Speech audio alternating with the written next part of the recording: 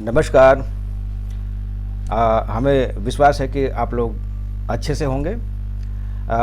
आज हम इस हफ्ते यानी 12 अगस्त से 18 अगस्त के महत्वपूर्ण इम्पॉर्टेंट प्रश्नों का संग्रह किया है जो सभी प्रतियोगी परीक्षाओं में पूछे जा सकते हैं। जो छात्र नए हैं वे ओपी सर जी के चैनल को सब्सक्राइब कर लें जिससे कि आप लोगों को आसानी से वीडियो उपलब्ध हो सके। अब हम डेस्कटॉप पर चलते हैं। डेस्कटॉप पर चलने से पहले आपको ये बता दें कि पिछले हफ्ते के प्रश्नों का रिवाइज करेंगे, उसमें से सिर्फ 2 प्रश्नों को पूछेंगे जिसका उत्तर आप लोग कमेंट में देंगे। अब हम डेस्कटॉप पर चलते हैं। प्रश्न है कि पेरिस ओलंपिक 2024 में भारत किस स्थान पर रहा? तो इसका उत्तर होगा प्रश्न नंबर 1 का डी उत्तर 71वें स्थान पर। पेरिस ओलंपिक 2024 में भारत 71वें स्थान पर रहा।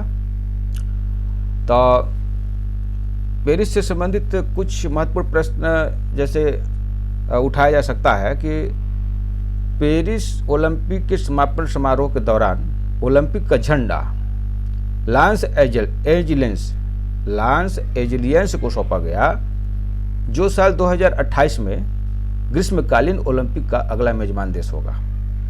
तो यहाँ पे एक महत्वपूर्ण प्रश्न बनता है, अगला ओलंपिक कहाँ होगा? तो लांस एंजेलिस में होगा 2028 में। अब पेरिस ओलंपिक 2024 में पदक तालिका की बात करें तो इस खेल में अमेरिका सबसे ज़्यादा पदक जीतकर शीर्ष पर रहा। अमेरिका ने ओलंपिक 2024 खेल में 126 मेडल जीते, जिसमें से 40 गोल्ड, 44 सिल्वर और 42 ब्रांज शामिल है।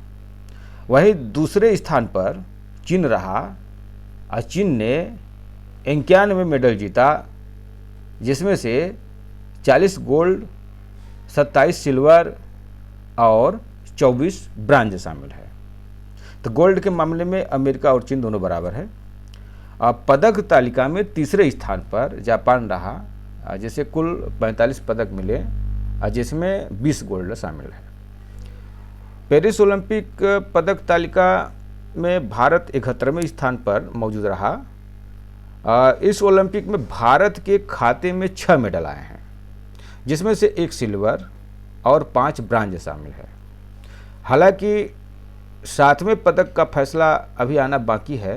दरअसल विनेश फोगाट के डिस्क्वालीफाई हो जाने के बाद उन्होंने सिल्वर मेडल के लिए अपील दर्ज की थी, जिसका अभी फैसला आना बाकी है।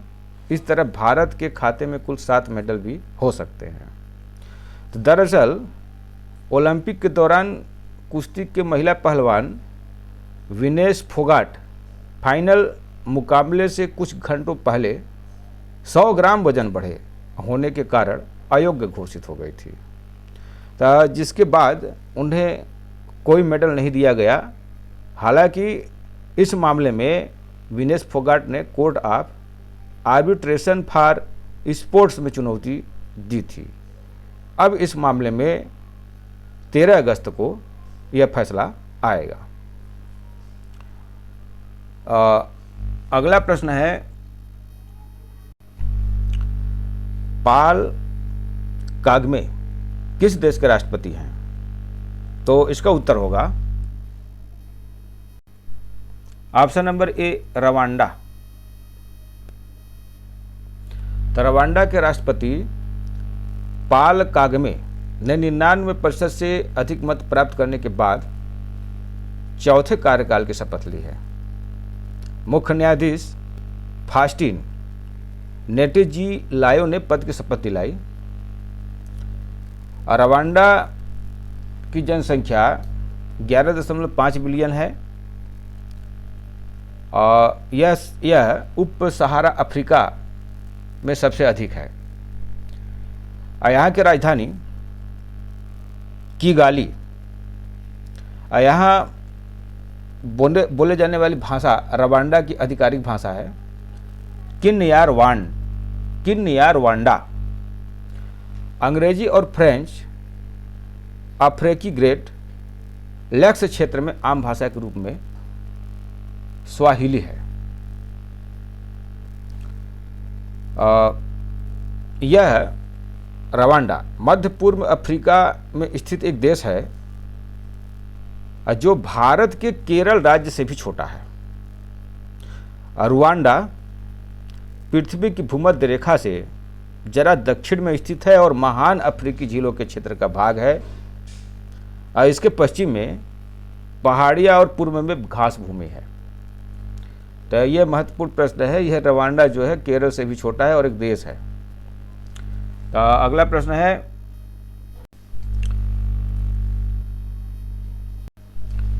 राष्ट्रीय महिला आयोग के अध्यक्ष हैं, तो इसका उत्तर होगा रेखा शर्मा। राष्ट्रीय महिला के वर्तमान अध्यक्ष हैं। ये 7 अगस्त 2018 को राष्ट्रीय महिला आयोग के अध्यक्ष का पदभार ग्रहण किया। और ये जो ममता शर्मा है और ललिता कुमार मंगलम इसके पहले के अध्यक्ष हैं। तो राष्ट्रीय महिला आयोग के अध्यक्ष हैं, तो इसका उत्तर होगा रेखा शर्मा। तो अगला प्रश्न है, मुगल गार्डन का नाम बदलकर अमृत उद्यान कर दिया गया है। यह कहाँ स्थित है? तो इसका उत्तर होगा ऑप्शन नंबर सी, दिल्ली। तो दिल्ली स्थित राष्ट्रपति भवन में बने सुंदर मुगल गार्डन का नाम बदलकर अमृत उद्यान कर दिया गया है। 75वें साल यानी आज़ादी के 75वें साल अमृत महोत्सव के दौरान इसका नाम बदलकर अमृत उद्यान कर दिया गया।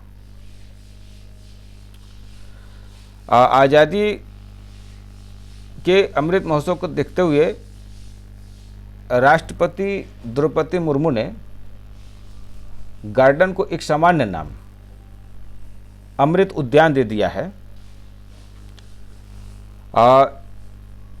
इस गार्डन में यानी Rashtrapati Bhavan viceroy Lord Irwin और बाद में लॉर्ड माउंटबेटन और 1947 में स्वतंत्र भारत के पहले गवर्नर जनरल का निवास स्थान था। अगला प्रश्न है, डॉक्टर आर्यन अग्रवाल जिनका हाल ही में निधन हुआ किससे संबंध थे? तो इसका उत्तर होगा option number C, scientist. Doctor Aryan Agarwal ने हैदराबाद में यानी 15 अगस्त के दिन आखिरी सांस ली। तो अग्रवाल भारत के रक्षा अनुसंधान और विकास में एक अग्रणी व्यक्ति थे, जिन्होंने देश की लंबी दूरी की बैलिस्टिक मिसाइल कार्यक्रम में महत्वपूर्ण योगदान दिया है। डॉक्टर अग्रवाल का काम भारत की मिसाइल क्षमताओं को आकार देने में महत्वपूर्ण था। अग्नि मिसाइलों के पहले कार्यक्रम निदेशक के रूप में उन्होंने इन रणनीतिक हथियारों के विकास में एक महत्वपूर्ण भूमिका निभाई और उनके नेतृत्व और दूरदर्शिता ने उन्हें अग्नि पुरुष उपनाम दिया।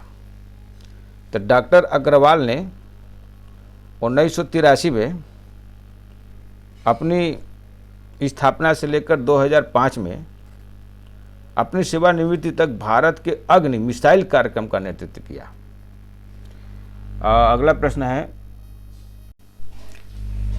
प्रधानमंत्री नरेंद्र मोदी लगातार कितने बार लाल किले पर राष्ट्रीय ध्वज फहराया? तो इसका उत्तर होगा ऑप्शन नंबर डी, 11 बार। तो प्रधानमंत्री नरेंद्र मोदी लगातार 11 बार लाल किले पर राष्ट्रीय ध्वज फहराया। तो सबसे ज़्यादा बार झंडा फहराने का रिकॉर्ड पहले प्रधानमंत्री जवाहरलाल नेहरू के नाम है। उन्होंने 15 अगस्त 1947 से साल 1964 के बीच 17 बार राष्ट्रीय ध्वज फहराया है। नेहरू की बेटी इंदिरा गांधी के नाम में दूसरी सबसे बार राष्ट्रीय ध्वज फहराने का रिकॉर्ड 16 बार है, जो कि उनके पिता से केवल एक कम है। पीएम मोदी लगातार ये 11वीं बार राष्ट्रीय ध्वज फहराए हैं और इसके बाद जो है मोदी के बाद मनमोहन सिंह जो लगातार 10वीं बार झंडा लाल किले पर फहराया है। अब किन्हें अभी तक मौका नहीं मिला, जैसे IK गुजराल, HD देवगौड़ा का स्थान ये जो है 1977 में एक बार राष्ट्रीय ध्वज फहराया है और 2 प्रधानमंत्री गुलजारीलाल नंदा और चंद्रशेखर को तिरंगा फहराने का मौका नहीं मिला। तो यहाँ एक महत्वपूर्ण प्रश्न ये बनता है कि किस प्रधानमंत्री ने लाल किले पर झंडा नहीं फहराया है। तो इस पर ध्यान देना है कि गुलजारीलाल नंदा और चंद्रशेखर को तिरंगा फहराने का, लाल किले पर तिरंगा फहराने का मौका नहीं मिला। इसमें चौधरी चरण सिंह और VP सिंह केवल एक बार ही लाल किले पर झंडा फहराए हैं। अगला प्रश्न है, केंद्र सरकार ने कीटों के प्रबंधन के लिए नई AI आधारित प्रणाली, निगरानी प्रणाली शुरू की। तो इसका उत्तर होगा 15 अगस्त 2024 तक केंद्र सरकार ने 15 अगस्त को AI आधारित राष्ट्रीय कीट निगरानी प्रणाली NPSS का शुभारंभ किया, जो किसानों को अपने फ़ोन का उपयोग करके कीटों को नियंत्रित करने के लिए कृषि वैज्ञानिकों और विशेषज्ञों से जुड़ने में मदद करेगी। अगला प्रश्न है, कान्हा शांति वनम किस राज्य में स्थित है। तो इसका उत्तर होगा option number B, Telangana. Kanha Shanti Vanam Telangana में स्थित है। यह आश्रम पारिस्थितिकी सौंदर्य का एक आश्रम स्थल है और एक आध्यात्मिक आश्रय के रूप में कार्य करता है, जहाँ कोई व्यक्ति आंतरिक और बाहरी प्रकृति दोनों के साथ सामंजस्य स्थापित करते हुए एक सरल जीवन शैली को अपना सकता है। यह स्थिरता और पर्यावरण चेतना का भी प्रतीक है। कान्हा शांति वनम आध्यात्मिक मार्गदर्शन के साथ साथ इंटरैक्टिव कार्यक्रम भी प्रदान करता है, जिसका उद्देश्य समग्र कल्याण और सीखने और योगदान के अवसरों को बढ़ावा देना है। आंतरिक कल्याण के प्रति अपने समर्पण को मान्यता देते हुए कान्हा को 2019 में राउंड टेबल इंडिया और टाइम्स ऑफ इंडिया द्वारा तेलंगाना का गौरव पुरस्कार से सम्मानित किया गया है। तो अगला प्रश्न है, पेरिस पैरालंपिक खेल में भारत के कितने खिलाड़ी भाग ले रहे हैं। तो इसका उत्तर होगा ऑप्शन नंबर सी, 84 खिलाड़ी भाग ले रहे हैं।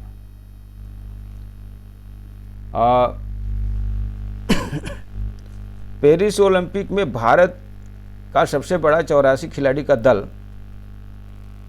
भाग ले रहा है। झाझड़िया खुद 2 पैरालंपिक स्वर्ण पदक विजेता हैं। भारत ने टोक्यो पैरालंपिक में 19 पदक और पैरा एशियाई खेलों में ऐतिहासिक 111 पदक जीते थे। इस तरह से ये भारत का बड़ा दल है जो पेरिस पैरालंपिक खेल 2024 में 84 खिलाड़ी इस पैरालंपिक खेल में भाग ले रहे हैं। तो अगला प्रश्न है, राष्ट्रीय सुरक्षा गार्ड के नए महानिदेशक बनाए गए। तो इसका उत्तर होगा ऑप्शन नंबर ए, अनीश दयाल सिंह। सीआरपीएफ के महानिदेशक अनीश दयाल सिंह को राष्ट्रीय सुरक्षा गार्ड एएनएसजी का अतिरिक्त प्रभार सौंपा गया है।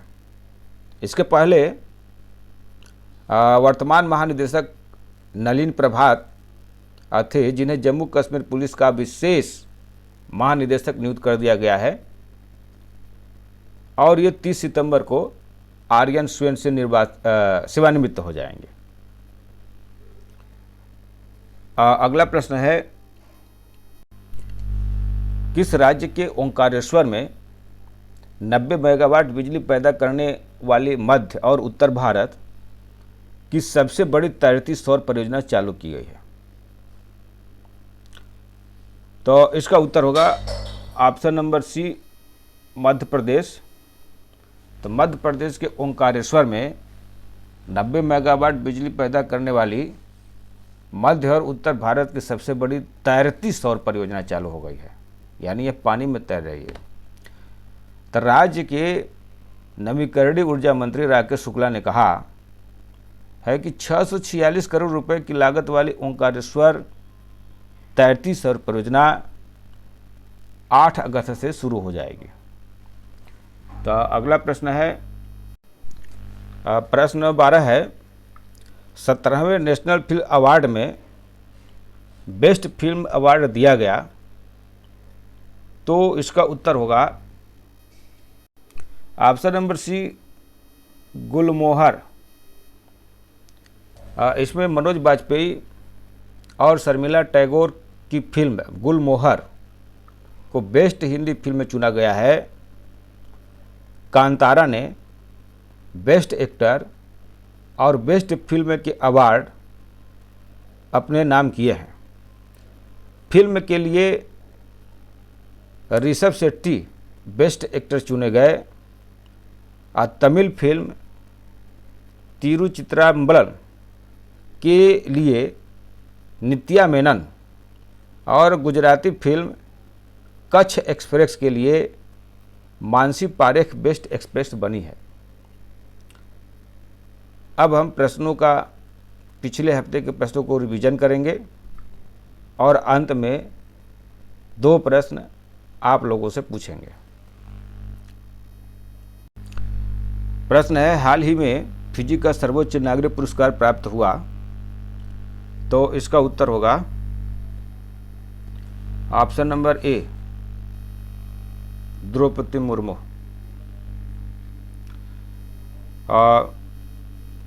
अगला प्रश्न है, बिमस्टेक में कितने सदस्य देश हैं? तो इसका उत्तर होगा 7।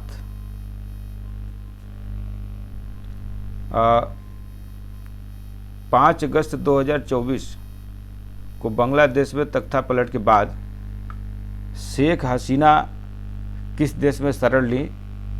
तो इसका उत्तर होगा ऑप्शन नंबर सी, भारत। और विनेश फोगाट किस खेल से संबंधित है जिन्होंने हाल ही में संन्यास लेने की घोषणा की है? तो इसका उत्तर होगा ऑप्शन नंबर डी, कुश्ती।